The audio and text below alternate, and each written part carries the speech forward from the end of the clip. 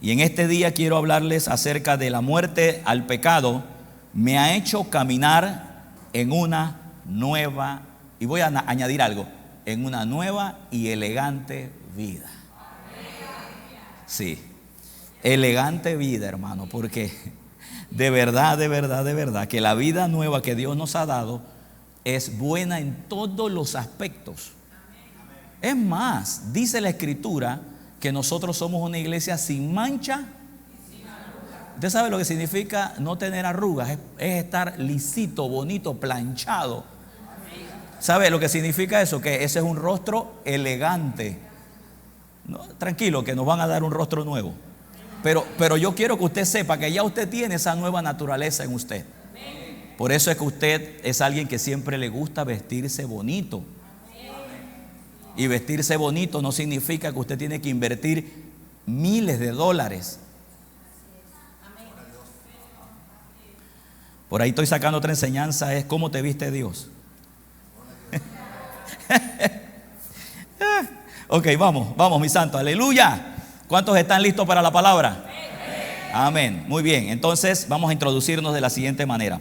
Hoy nos adentraremos en una parte fundamental de nuestra fe como creyentes, un tema que nos desafía y nos invita a examinar nuestra relación actual con el pecado y la gracia de Dios. Por eso vamos a leer de Romanos 6 en adelante, donde el apóstol Pablo nos presenta una perspectiva profunda sobre nuestra vida en Cristo Jesús. Estos versos nos revelan la realidad que hemos muerto al pecado y también nos revela la nueva vida que tenemos en Él. ¿Cuántos dicen aleluya? Por esa razón, entonces, ahora nosotros podemos en alguna manera u otra decir que hemos sido libres del pecado para vivir enteramente para Dios, sin ningún tipo de presión interna o sin ningún tipo de atraso interno, porque de adentro hacia afuera tenemos todo el equipamiento para desarrollar ese estilo de vida que ahora vino en la nueva naturaleza. Y una de las cosas que nos pone en la realidad, o el Señor nos pone a ver como la verdad central, es que Cristo quitó todo aquello que nos impedía poder madurar este estilo de vida. Por eso que desde el momento en que usted entregó su vida al Señor, usted notó que usted ha estado cambiando. No ha sido necesariamente por su determinación, sino que además de su deseo, ese deseo fue impulsado y también fue motivado, fue también preparado por la vida del Espíritu que está en usted, que le va a hacer sacar todas las herramientas para que usted y yo podamos seguir viendo las evidencias de nuestra nueva vida o nuestro nuevo estilo de vida. ¿Cuántos dicen amén?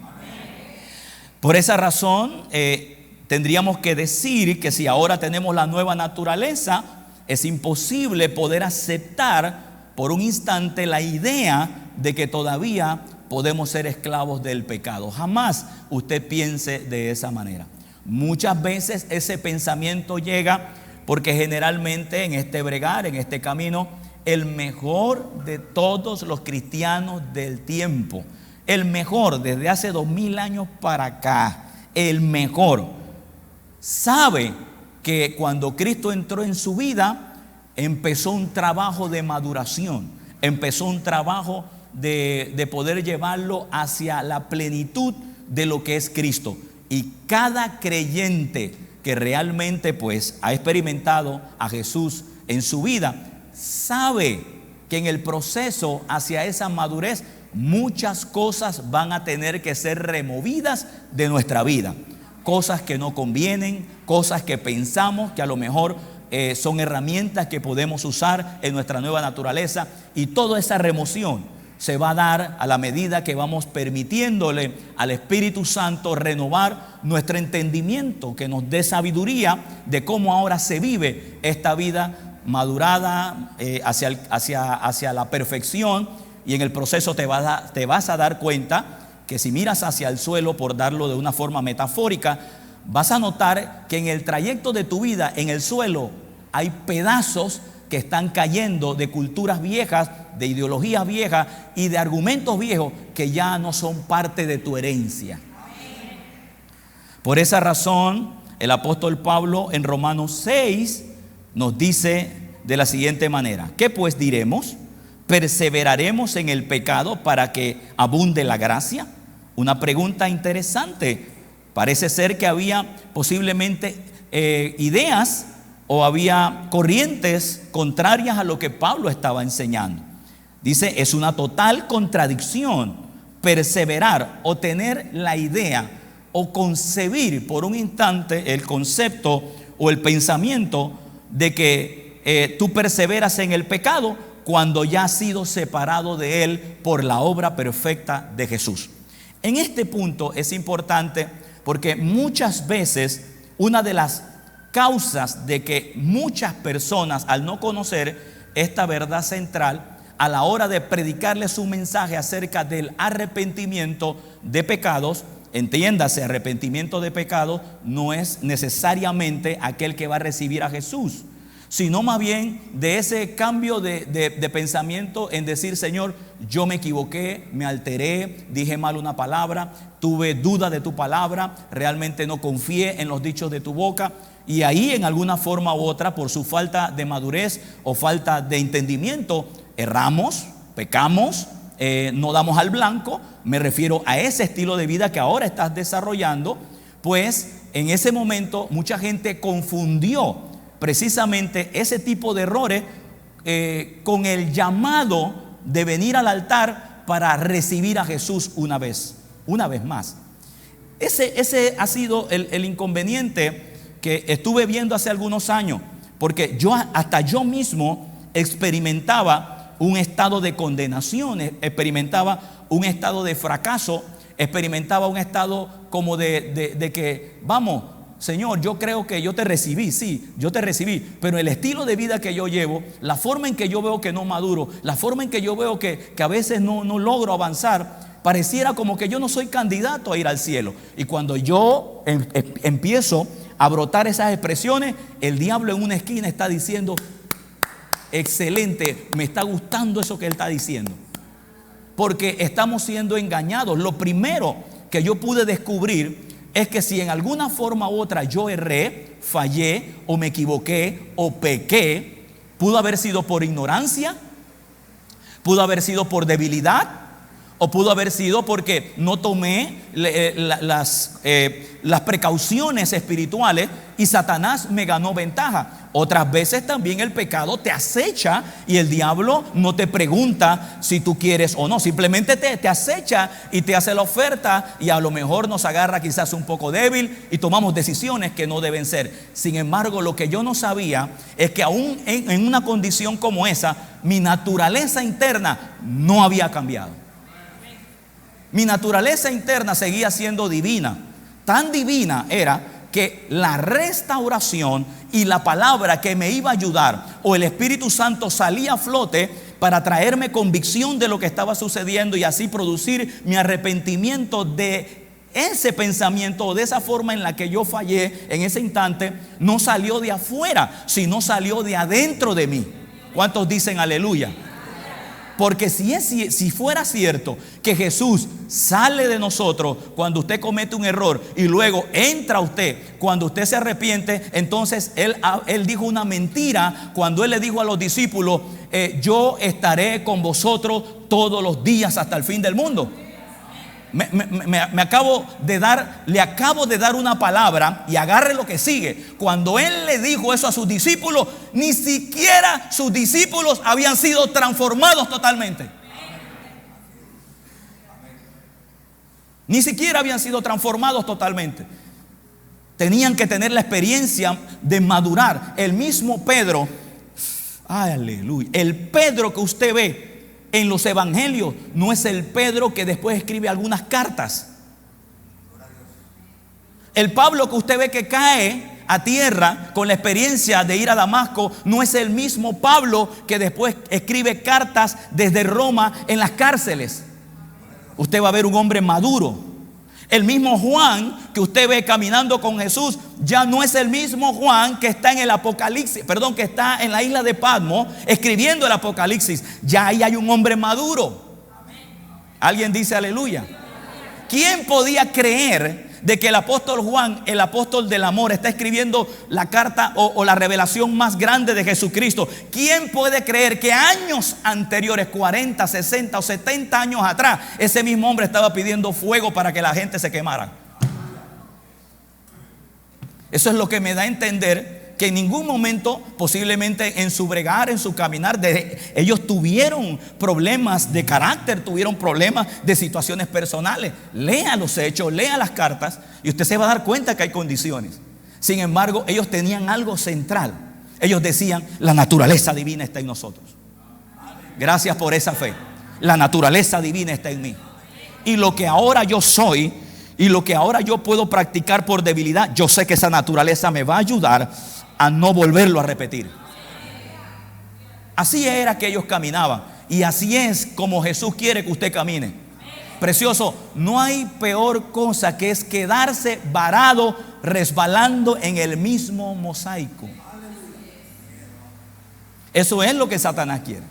Que usted resbale, que usted se quede ahí, que usted se sienta miserable, que usted se sienta en condenación y que cuando la gente lo mire así con desprecio. Pues precioso, esta iglesia no te va a ver así. Esta iglesia, prepárate, porque te va a ayudar a pararte como un resorte de ahí. Y lo peor que usted me puede decir o decirle a alguien que tiene esa intención de ayudarlo es decirle: ay, hermano, es que estoy tan... No, usted, vamos, ya se arrepintió. Vamos, ya dijo, ya sintió el impacto de que lo que hizo estaba mal. Amén, amén. Entonces, ¿qué sigue? ¿Qué sigue? Párese. Ay, pastor, pero dígamelo con amor. Párese. Pero le estoy diciendo lo mismo. Dígamelo con santidad. Párese. Le estoy diciendo lo mismo. No pierda tiempo en cogerse pena. Escúcheme. No pierda tiempo en cogerse pena. Voy a decirlo de esta manera, así abierto. Su naturaleza no cambia porque usted erró. Voy a decirlo de este lado porque acá como que su naturaleza no cambia porque usted haya errado. ¿Vio? Todavía, como que le falta un poquito. Su naturaleza no ha cambiado porque usted haya errado. Dele gracias a Dios que su naturaleza se mantiene firme, porque si Cristo se saliera cada vez que usted comete un error, usted no tendría más nunca oportunidad. Dele gracias a Dios que cuando cometemos alguna falta, claro, nadie las quiere, yo no las quiero, pero cuando cometo un error en mi caminar, entonces ahí está el Espíritu Santo. Señor, aquí estoy, perdón, Señor, no la hice bien. A veces hasta le sonrío: Señor, tú sabes que no la hice bien, aleluya. Uy, Satanás, me ganaste esta. Sí, porque no voy a caer tampoco. Porque lo próximo que sigue debe ser inmediato en el momento en que reaccionamos. ¿Cuál es? Levantarnos de esa condición. Ser humilde y decir: Dios se sigue trabajando en mí. Ok, entonces es una total contradicción perseverar en el pecado cuando ya has sido separado de él. No terminé de dar el resumen. ¿Qué sucede? Que entonces ahora yo entendí por qué en las diferentes congregaciones donde yo iba, cada vez que hacían un llamado al altar, venía el líder de jóvenes, venía el líder de la cocina, el líder, bueno, todos los líderes eran los primeros que llegaban, hermano, a llorar ahí de verdad, porque como que se están arrepintiendo para que Cristo se les meta adentro. Y hasta yo también me puse algunas lágrimas ahí. Y no sé si a lo mejor ya esto es algo mío, decía Pablo, lo digo yo y no el Señor. No sé si a lo mejor Jesús dice: ay, hijo, qué ignorancia. Algún día van a entender que ya ese trabajo lo hice una sola vez en ti. No tienes que venir al altar. Lo que quiero es que desde ahí, desde tu puesto, estés convencido que tu naturaleza no cambió y que en tu naturaleza nueva hay todo poder para cambiar ese estilo de vida. Oiga, ese amén sonó bien a luz.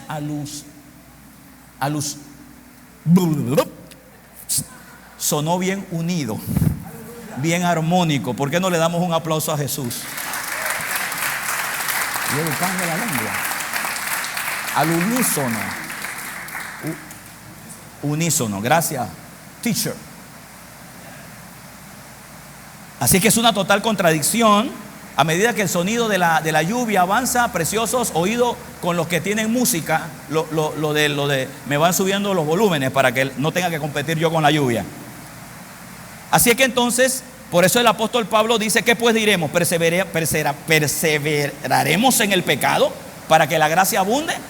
No, definitivamente que no, porque eso se responde en el verso 2. Sin embargo, desde el capítulo 5 de Romanos, Pablo viene argumentando la razón por la cual no podemos decir que estamos perseverando en el pecado, porque ya el pecado fue tratado una vez y para siempre.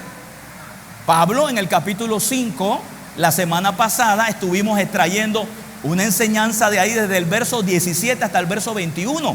No, desde el 14 al 21 estuvimos hablando de que la razón por la cual usted fue cambiado de naturaleza, qué ocurrió con Adán y qué ha ocurrido con Cristo. O sea, este mensaje es prácticamente una secuencia para identificarte a ti y fortalecerte a ti a través de la palabra, de que realmente lo que se dijo en el capítulo 5 se ratifica ahora en el capítulo 6. La razón por la cual tú no puedes perseverar en el pecado, o tú no puedes decir que la naturaleza de pecado está en ti, es precisamente por lo que escuchaste del capítulo 5. La obra que hizo Cristo es mucho más abundante que lo que hizo Adán. ¿Alguien dice aleluya? Así es que él dice: pues ¿qué diremos? ¿Perseveraremos en el pecado para que la gracia abunde? Algunas personas podrían malinterpretar la gracia de Dios como una licencia, como se ha dicho, para continuar bajo el dominio del pecado, lo cual es totalmente falso. Sin embargo, esta mentalidad contradice el corazón mismo de lo que significa ser un seguidor de Cristo. Mira lo que dice: la gracia de Dios no es un permiso para pecar, no es una licencia para pecar, sino el poder. Escuche bien, la gracia de Dios es el poder transformador que nos liberó del dominio del pecado y nos capacita ahora para vivir una vida justa, santa, sin manchas y sin arrugas. Esa frase como que soy yo muy liviana. Sin manchas y sin arrugas. Ay, pastor, pero es que sin manchas y sin arrugas es afuera. Sí, afuera hay que plancharte. Recuerda que eso se llama santificación. Pero en cuanto a tu naturaleza, ya tú eres santo, sin mancha y sin arrugas. Eso nunca te lo enseñaron así. Te enseñaron que las arrugas de afuera afectan lo planchado que estás por dentro.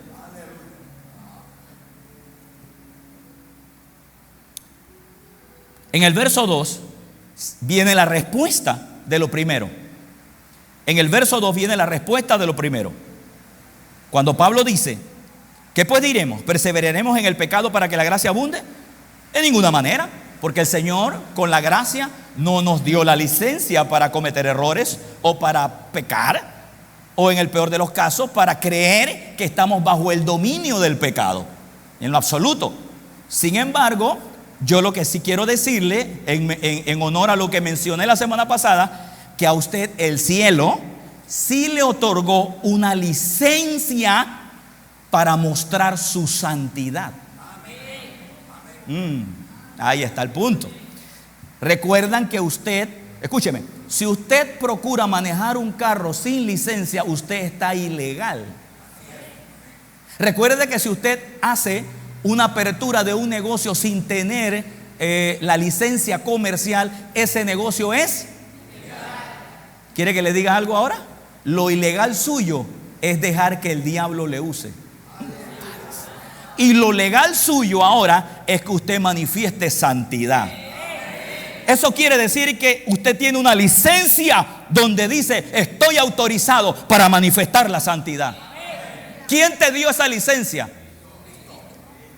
¿Quién te la dio? Jesús.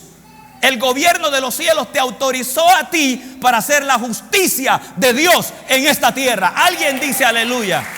Alguien dice gloria a Dios. Esa es la legalidad de tu condición. Gente pelea esto, hermano. Hermano, pastores, apóstoles pelean que no es así.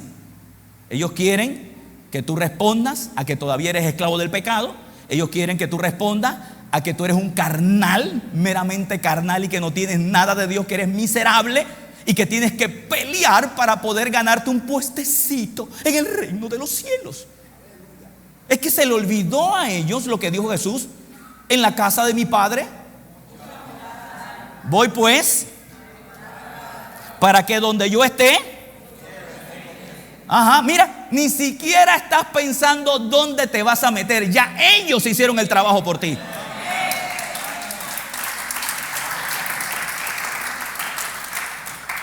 Estas son las verdades centrales que evidentemente, si usted viene la primera vez a esta iglesia y escucha esto, usted puede salir como quien dice: bueno, ¿qué le recomiendo?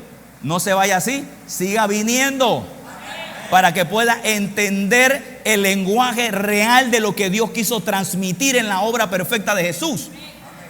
¿Alguien dice aleluya? En el verso 2 entonces dice, en el 1, no perseveraremos en el pecado. Entonces el verso 2 dice, de ninguna manera. Claro que Pablo está diciendo que de ninguna manera, de una forma tan explosiva, porque Pablo está entendiendo que la naturaleza de pecado ya nada tiene que ver en el creyente. Ya la naturaleza del pecado no tiene que ver nada en el creyente. Esto abre muchas ventanas de revelación, porque entonces tendríamos ya el derecho de decirle a cada creyente, de acuerdo a lo que reciba como madurez, que Satanás te usa es siempre y cuando tú se lo permitas. Pero cuando la pelota viene para acá, ya la cosa cambia, porque a veces nos acostumbramos a decir no, que fue el diablo que me metió la zancadilla, pero tú tenías muchos ojos por el Espíritu para poder ver el pie, que es la parte que a veces no te dicen, porque claro, a veces es bueno decir como Adán, ¿no? Adán, ¿dónde estás tú? ¿Qué hiciste? La mujer que me diste. Mujer, la serpiente, y la serpiente.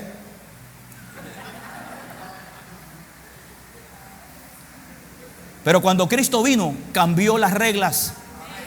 Ahora Él nos ha equipado a nosotros para vencer. ¿Cuántos dicen aleluya?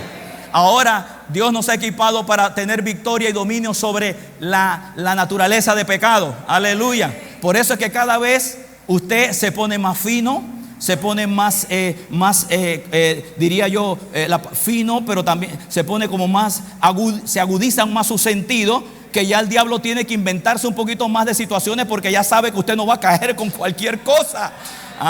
En pocas palabras, New Creation está dándole mucho trabajo a Satanás.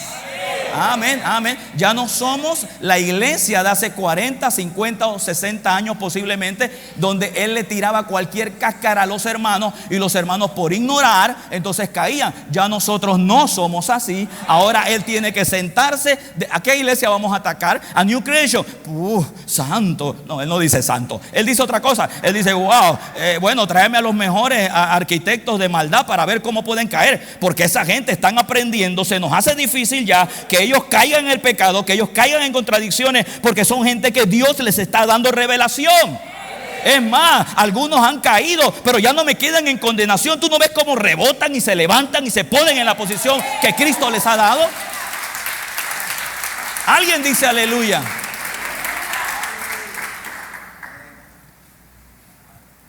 De ninguna manera, dice Pablo, porque lo que hemos muerto al pecado, ¿cómo? Lo que hemos...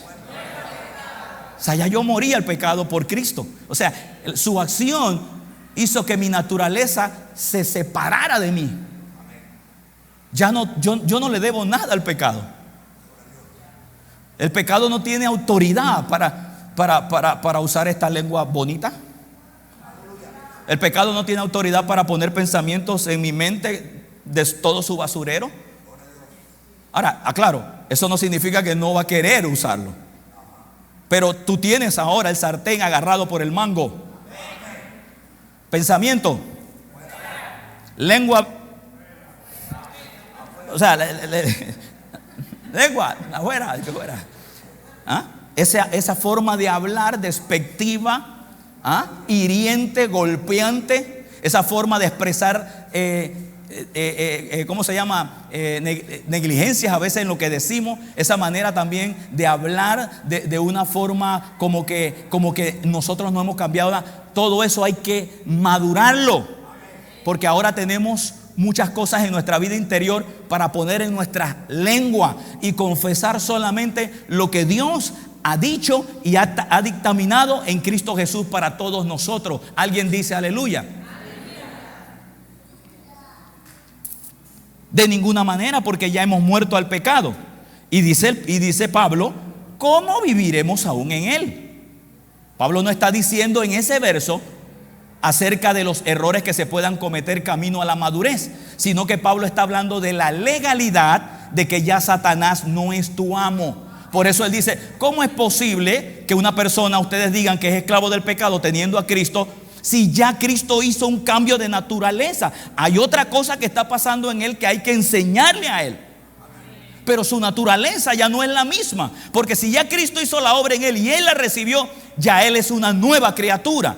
Por eso Pablo dice, de ninguna manera, porque los que hemos muerto al pecado, ¿cómo viviremos aún en él? Que no te engañe Satanás diciéndote, si cometes una falta en el camino a la madurez, que no te engañe diciéndote, venlo, de que cristiano, nada que cristiano. Y usted, aló, santito, sí, pastor, es que yo creo que no soy cristiano nada. Uy, te voy a sacar por las líneas de teléfono así, párate aquí. Y vamos a leer la escritura, vamos a leer la palabra. No me crea a mí, créala a la Biblia. Empecemos por lo que es. Cristo hizo una obra perfecta en usted, ¿sí o no? No fue usted, fue Él que la hizo. Ahora usted vive en esa sustancia. Ahora usted vive en esa fijeza. Y usted de ahí en adelante va a bregar todo aquello que se enmaraña en el mundo espiritual para venir a ocuparlo a usted. Usted va a tener la legalidad, la sabiduría de poder retener, de poder vencer cada circunstancia de la vida que venga de forma externa a querer aplastar su vida espiritual. ¿Cómo vamos a permanecer en el pecado si hemos muerto al pecado? ¿Cómo viviremos en él? Como creyentes hemos muerto al pecado. ¿Estamos claros? Como creyentes hemos muerto al pecado. Yo no tengo pecado en mí. No tengo la naturaleza del diablo. Yo tengo ahora la naturaleza divina. Amén, amén. Entonces dice, hemos muerto al pecado. Esto implica, declarar esto implica vivir bajo el dominio. Esto implica dejar de vivir bajo el dominio del pecado y sus deseos. O sea, desde que la naturaleza de pecado ya no está en ti, ya no estás obligado a cederle tu cuerpo a él. Por eso tú resistes a las tentaciones, tú resistes a las ofertas del diablo.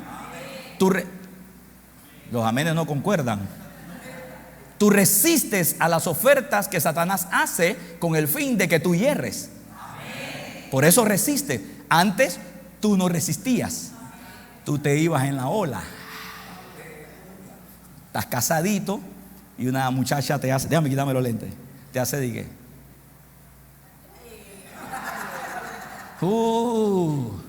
Por más que tu esposa tuviera y tú haces así, ¿Sabes por qué no podías resistir eso? ¿Sabes por qué? Porque tenías la naturaleza del diablo adentro. Ahora que eres hijo de Dios, eres más hermoso. Más de 4 a lo mejor te han hecho de qué. Hey hermano, tranquilo, relax, usted es nueva criatura, su esposa también. A lo mejor más de 4 que no saben tu vida, pero te ven la gracia de Dios. Tú sabes, mira, hermano, yo tengo más de muchos años de no fumar, no tomar. Aún mis células muestran lo saludable que somos los creyentes. Mire, usted que es mayor de 50 para arriba, pongamos a otro de 50 para arriba que esté en el mundo y usted parece un chiquillo de 20 años. ¿Sabe por qué? Porque por su torrente sanguíneo ya no hay droga, no hay cigarro, no hay trasnocho, ya no hay estrés de que tienes que contestar teléfono fuera de tu casa. Y todo eso te trae una vida saludable. ¿Alguien dice aleluya? Dele un aplauso a mi Señor. Y es posible que alguien por ahí que no sepa, que sea una filistea, un mensajero de Satanás, que a lo mejor tú miras, como decía ahí una película que vi, con tu mirada de acero, de que, y la persona de una vez, o sea, porque ella esperó que tú, tu mirada de... Y es más, le dices a tu esposa: un momento, mi amor, permíteme. Y te vas hacia donde esa persona, y la persona: bendiciones, me parece que usted me conoce, ¿verdad? No. Bueno, le invito a la iglesia, a New Creation, una iglesia donde le van a hablar.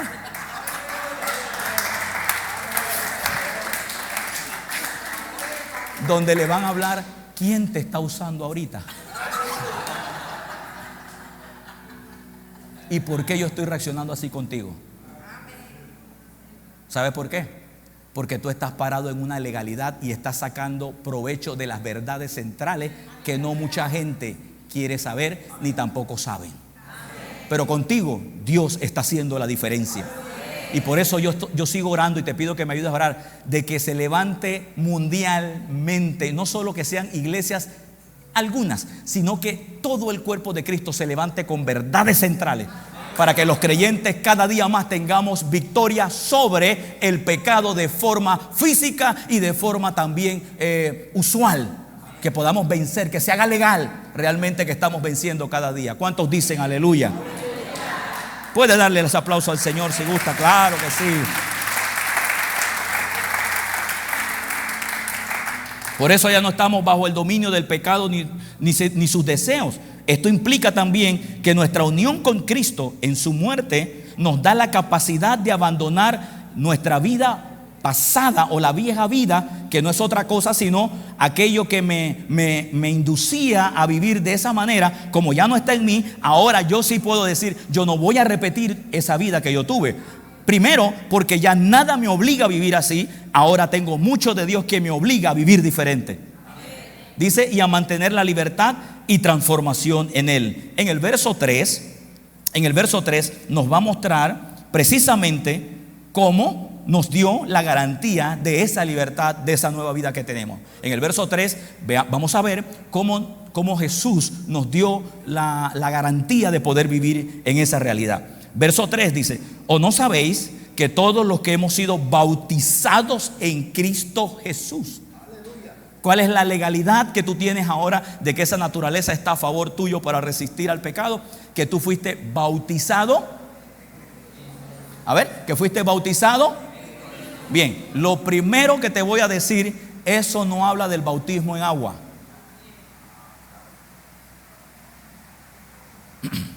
Este bautismo del que habla aquí no es el tuyo, es el de Jesús. Y cuando dice que fuimos bautizados en Jesús, está hablando que fuimos sumergidos en Él. Y que ahora, por estar en la vida de Él, es que entonces la vida de Él se manifiesta sobre la nuestra. Quiero que leamos lo siguiente. Mire lo que dice aquí: ¿o no sabéis que todos los que hemos sido bautizados en Cristo, mira, hemos sido bautizados en su muerte? Está hablando que el bautismo que está hablando aquí no es el bautismo en agua. Ahora, aclaro, el bautismo en agua jamás se diseñó para quitar el pecado en usted. Si le dijeron eso, nos mintieron. El bautismo en agua no tiene poder para quitar pecados de nadie, porque entonces la obra perfecta de Jesús quedaría en segundo plano, o sería el bautismo una alternativa de la obra de Jesús. Pero de acuerdo a la teología del apóstol Pablo, lo único que quita el pecado del hombre es la sangre o la obra expiatoria de Jesús. Así es que el bautismo Permítame terminar. Así es que el bautismo jamás puede ser una acción que te quita a ti pecados. El bautismo lo que muestra físicamente es lo que ya te ocurrió a ti cuando confesaste a Jesús. O sea, yo estoy bautizado, estoy mostrándole al mundo que yo morí y que ahora resucité. Pero no es un acto que ocurre cuando me bautizo, es un acto legal que ocurrió cuando le recibí. Es cuando le recibí a Él. Por eso es que esa gente que dice no, bautícese, es para arrepentimiento, están poniéndole algo más a la obra perfecta de Jesús.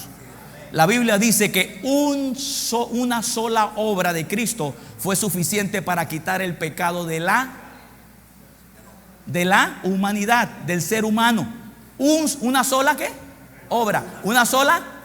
¿Y de quién fue esa obra? De un solo hombre. Ajá. No dice eso más tu bautismo. Hay gente que se van para el bautismo. Te bautizo. Eres una nueva criatura. Bienvenido a la nueva naturaleza. ¿Qué? No, deja los pecados en el agua. ¿Qué? Mire, mi hermano, eso es una herejía. Cuando yo me bauticé, yo no dejé los pecados en el agua, ni tampoco se metió un diablo para levantarse un santo. ¿Quiere que le diga que no? ¿Sabe quién se metió al agua ese día? Hablando de mí, se metió un santo y salió otro santo, diciéndole al mundo lo que ya Cristo había hecho en mí. Alguien dice aleluya. Pastor, yo me bauticé en esa doctrina. Tranquilo, muchos se bautizaron con la doctrina de Juan y Jesús no los condenó por eso. Lo que usted debe de saber es estas verdades ahora. Aquí yo no bautizo a nadie para perdón de pecados. Gracias por ese amén. Aquí no bautizamos a nadie para perdón de pecados. Aquí yo bautizo gente en el nuevo pacto porque ya fueron perdonados de pecado. Ahora ellos lo hacen como una muestra física de lo que ya ocurrió en ellos. Alguien dice aleluya. Veamos esto. ¿O no sabéis que hemos sido bautizados en Cristo Jesús? Perdón, ¿o no sabéis que todos los que hemos sido bautizados en Cristo? ¿Qué es el bautismo en Cristo? Es su muerte. Es que yo haya entrado a recibir su enseñanza y a ver los resultados de su sacrificio. Ahora yo estoy en Él. También implica otras cosas de las cuales no vamos a hablar, pero quiero decirle que empieza en ese punto. He sido bautizado en Cristo, fui sumergido en Él. En Él. Fíjese que no está hablando del bautismo en agua, sino del bautismo en Él. Ahora, mire lo que sigue diciendo. Hemos sido bautizados, ¿en dónde? A ver, hemos sido bautizados en su muerte. Cuando hablamos de bautismo en su muerte, te voy a enseñar que ni aún es el bautismo de Jesús en el agua cuando Juan le metió a las aguas. Porque ahí también hay otro error doctrinal donde dicen que Jesús entró a las aguas y salió como que si es un acto de muerte y de resurrección. No, Jesús ahí estaba mostrando una sombra de lo que Él iba a hacer por nosotros. Iba a morir y iba a ser resucitado por usted y por mí. Yo ahora entro a las aguas, es una muestra física de que yo moría al pecado y ahora ya me levanté en Cristo, pero no ahí en el acto, sino cuando yo le recibí a Él. Amén. Amén. Requisito para que se bauticen: por favor, recíbame a Jesús primero. Pastor, ¿y debo pasar una enseñanza que me hable del bautismo?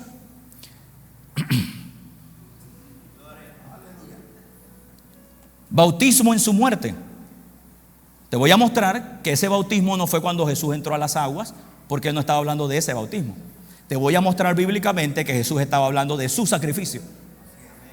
Vea Lucas 12:50, versión 1960. ¿Cuánto estamos aprendiendo en esta mañana? ¿A cuánto le está haciendo de bendición la palabra? Está totalmente evidencial. Hay mucha evidencia espiritual para que usted pueda decirle al pecado: tú no eres más mi amo. En Lucas 12:50 veamos lo que dice acerca de un bautismo. Dice, de un bautismo, Jesús dijo eso, ojo, atención, Jesús dijo eso, de un bautismo tengo que ser bautizado. Nota esa expresión, él no está diciendo de un bautismo fui bautizado, porque Jesús, para ese entonces, cuando él dijo esto, ya él había pasado por el bautismo de Juan. En pocas palabras, no hay expresión, alguien que quiera decir que Jesús dijo eso antes de ser bautizado por Juan, está torciendo y malentendiendo el ministerio de Jesús. Jesús dijo esas expresiones después de ser bautizado. Así es que cuando él habla ahí de un bautismo, tengo que ser bautizado, y ya había pasado el de Juan, significa que él iba a experimentar otro bautismo.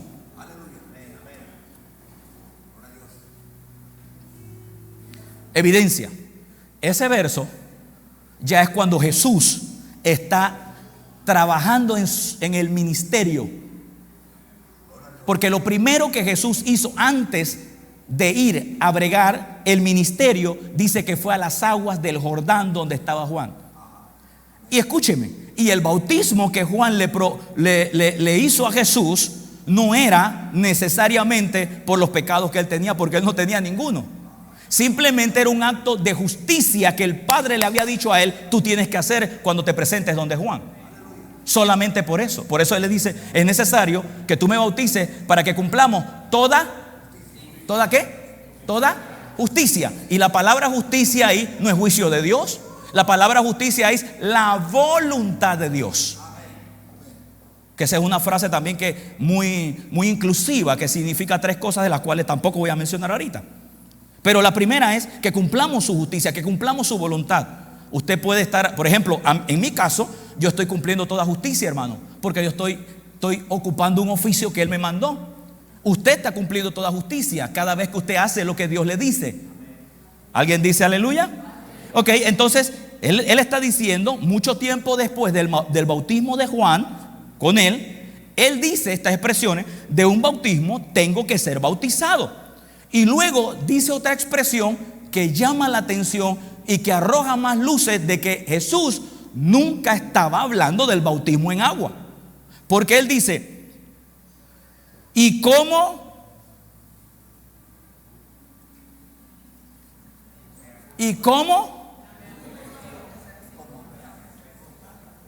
es posible que Jesús tenga miedo? Si él está hablando del bautismo en agua, ¿cómo es posible que a él le dé miedo entrar a las aguas? Para empezar, mi Jesús no tenía el espíritu de un gato. Con el agua, ¿no? Ay, pastor, tremenda, ahí ha estado toda la vida. Bueno, esto también. Déjeme cerrarle aquí un poquito nada más. De un bautismo tengo que ser bautizado. Y cómo me angustia hasta que se cumpla. ¿A qué se refería Jesús bautismo cuando él dice me angustia? Pues usted ve que él se está refiriendo a su muerte.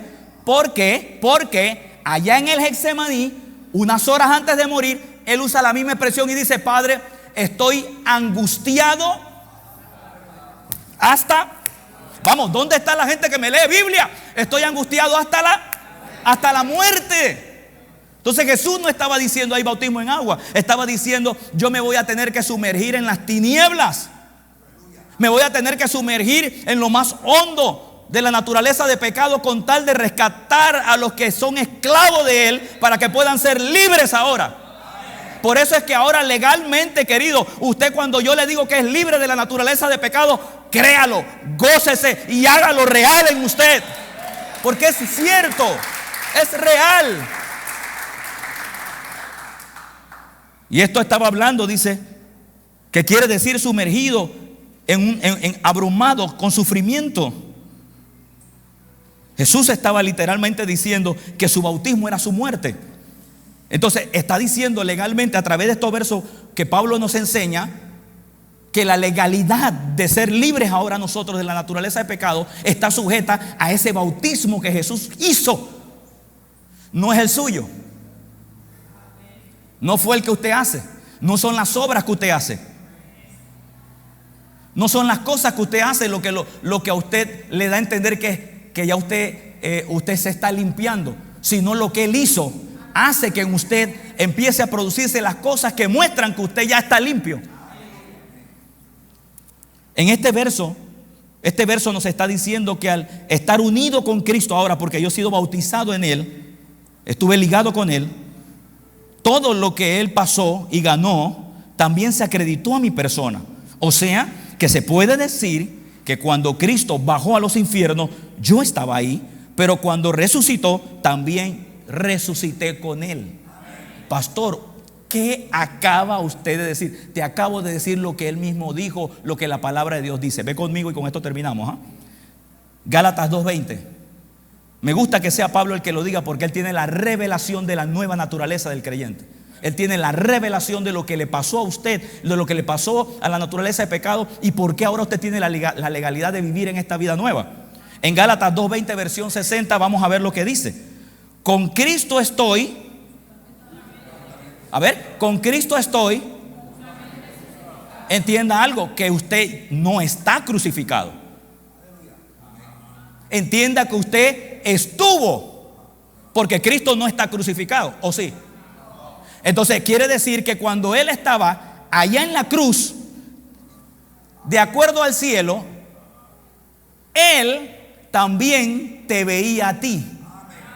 Mire, hermano, escúcheme, si hay algo que este evangelio y que esta obra de Jesús es tan poderosa, que aún sabiendo nosotros que Jesús fue el que lo hizo, cuando Satanás venga donde te va a decir, pero tú no fuiste el que moriste, fue Él, tú puedes decir, Jesús mismo puede venir y decir, ¿sabes qué? También Él estaba ahí conmigo.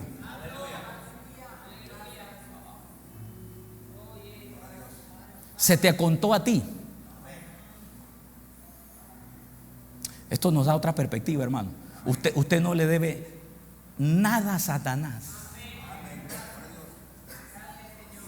Con Cristo estoy juntamente crucificado. Estaba hablando de esa acción, pero entonces dice, mas ya no vivo yo. ¿Quién era ese yo que te dije las lecciones anteriores? ¿Quién era ese yo? Ese yo era la naturaleza de pecado. Eso ya ocurrió. Quiere decir que cuando Cristo estaba muriendo, estaba ahí tu naturaleza de pecado siendo desprendida de ti. Y eso se cuenta como que fuiste tú el que lo hiciste. Porque dice, estoy ahí. Jesús no tiene problema en decir, sí, claro, porque yo hice la tarea por Él. Sí, pero dice el profesor, pero Él no estuvo aquí. Igualito es como que si lo hubiera estado. ¿Tú me viste sentado ahí haciendo la tarea? Sí, pero fuiste tú, Jesús. No, acredítaselo a Él. Eso se llama gracia, por eso es que le cuesta recibirlo. Cuando usted escucha palabras como esta, uno hace así, ve, gracias Señor. Pero ¿sabe por qué nos ponemos a meditar? Porque dice, no puede ser, es tan fácil. Por eso se llama gracia. Por eso se llama gracia. Y termino con esto. Mira lo que dice ahí ahora. Y lo que ahora vivo en la carne, lo vivo en la fe del Hijo de Dios, el cual me amó y se entregó a sí mismo por mí. Ahora te voy a mostrar también que como dice la Escritura, tú también participaste de la resurrección. Porque no solamente te identificaste con la muerte de Jesús, sino que ahora te identificas con la resurrección. Vea Colosenses 3:1. Colosenses 3:1, nueva traducción viviente. Y mire lo que dice. Colosenses 3:1, nueva traducción viviente. Dice, ya que han sido... A ver, ¿cómo? A ver, léelo con firmeza y con seguridad. Ya que han...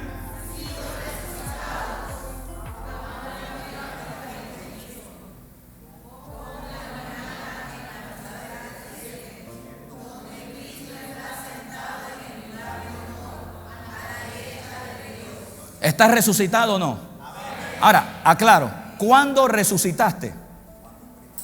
Desde que Jesús se levantó. ¿Cuándo se te hizo legal? Cuando tú le recibiste. Por eso usted no es esclavo del pecado.